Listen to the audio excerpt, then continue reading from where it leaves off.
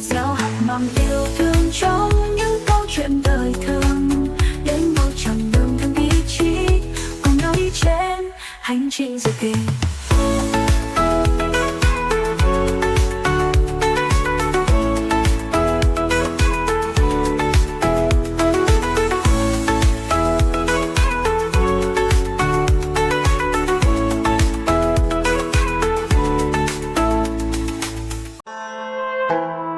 Truyền thuyết Trung thu. Ngày xưa, ở một ngôi làng hiền hòa, tiếng gà rộn sáng tinh mơ và khói bếp lững lờ trên mái tranh. Trong làng có cô gái tên Hằng Nga, dung mạo tuyệt sắc, say mê ngắm trăng rằm và ước mơ về những điều tốt lành. Một hôm, khi nàng đang quét lá trong rừng, Hằng Nga nghe thấy tiếng kêu yếu ớt vang lên giữa bụi rậm. Nàng vén cành lá, thấy một chú thỏ tiên lông trắng lấm bùn, chân rỉ máu. Hằng Nga khẽ cúi, dịu dàng vuốt ve chú. Rồi nàng nhẹ nhàng băng bó vết thương, đưa lá non cho thỏ ăn, ánh mắt chan chứa tình yêu. Từ đó, thỏ trắng theo Hằng Nga về nhà, chú quấn quýt bên nàng như tìm thấy chốn bình yên mới. Hai người nhanh chóng trở thành đôi bạn thân thiết, cùng sẻ chia niềm vui, nỗi buồn và những khoảnh khắc ấm áp. Thỏ trắng thông minh và khéo léo, giúp nàng việc nhà và cả bếp núc, lúc nào cũng tíu tít bên cạnh. Mỗi mùa trăng rằm, hai bạn cùng làm món bánh tròn thơm lừng, nhân đậu xanh ngọt bùi và trứng muối mặn mà. Hằng Nga gọi đó là bánh trăng, tượng trưng cho sự đoàn viên và hạnh phúc, gửi gắm lời chúc bình an đến mọi người. Đêm Trung thu, dưới ánh trăng rằm sáng tỏ, nàng cùng thỏ trắng hân hoan mang bánh trăng đến tặng các em nhỏ.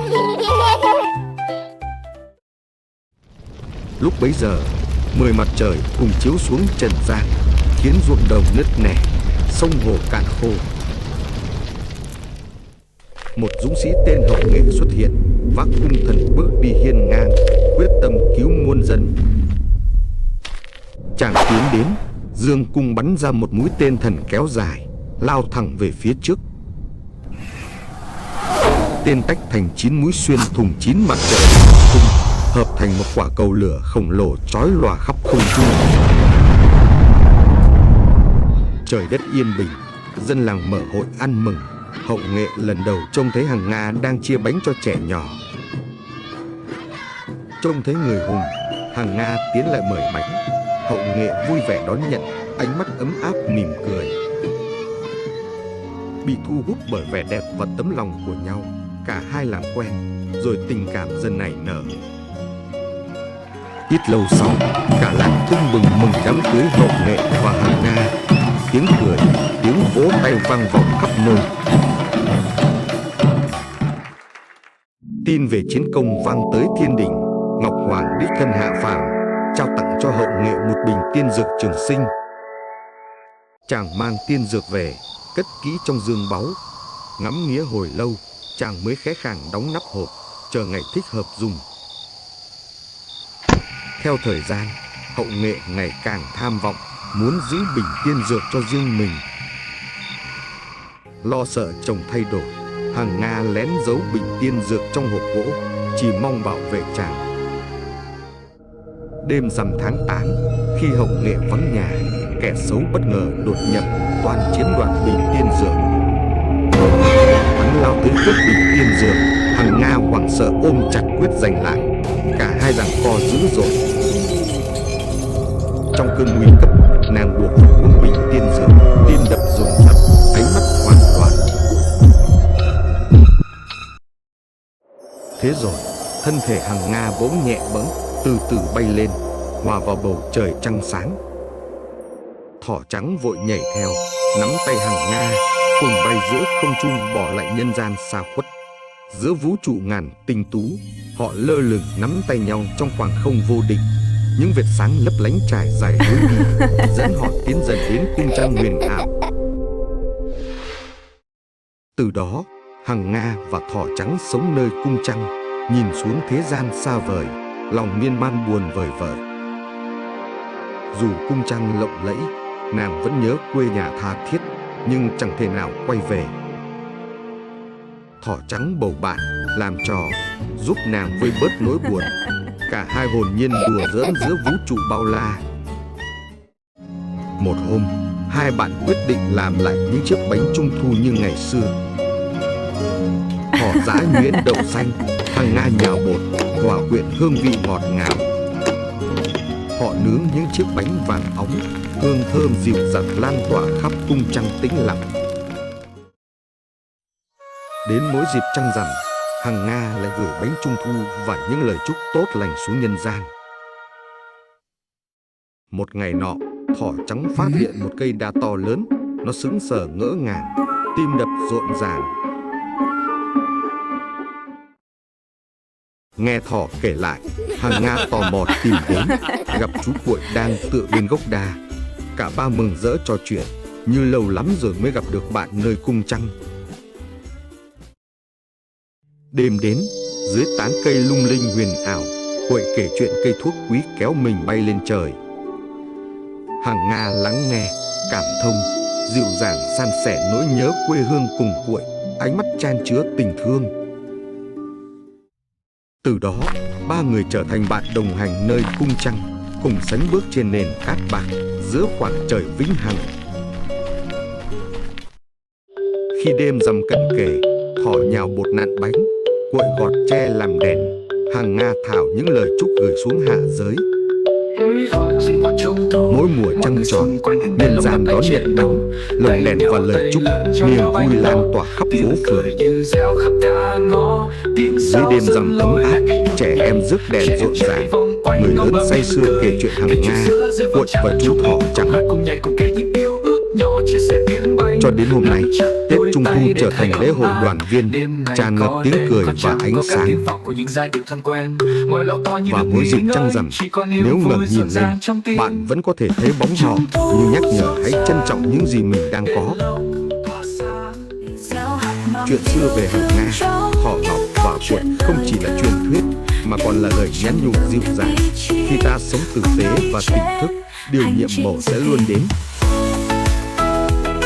Cảm ơn bạn đã dành thời gian lắng nghe câu chuyện truyền thuyết Trung Thu. Chúc bạn đón một mùa trăng trọn vẹn, ấm áp, bình an và đầy ắp tiếng cười.